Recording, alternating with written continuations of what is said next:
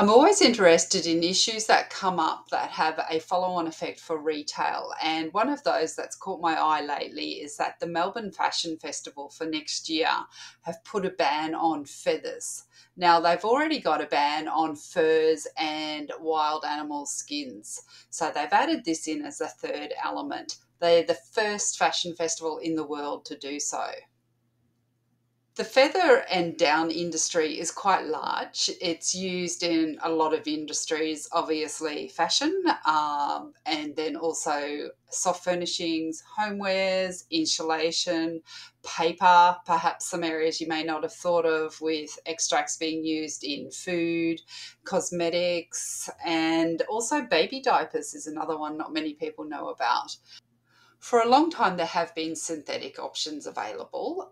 Some of the comments that come back about those are that they don't last as long, that they are more harmful to the environment to create them in the first place, and that they also do things like shed microplastics back into the environment. However, I think that as we're seeing over time, there's a lot more engineering and research and scientific development going into the synthetic market for feathers and down.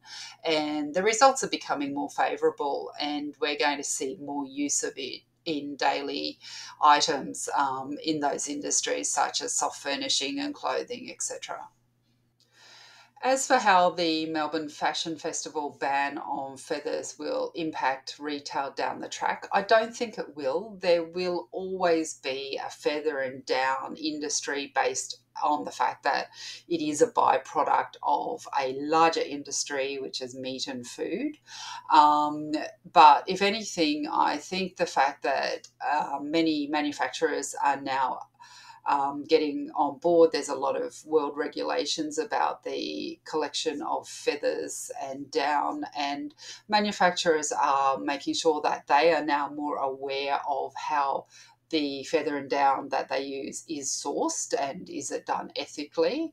They are then making this known to consumers by putting it onto the labeling that they're using for their products, and that's good because what it's doing is allowing consumers to make a conscientious choice about their purchasing.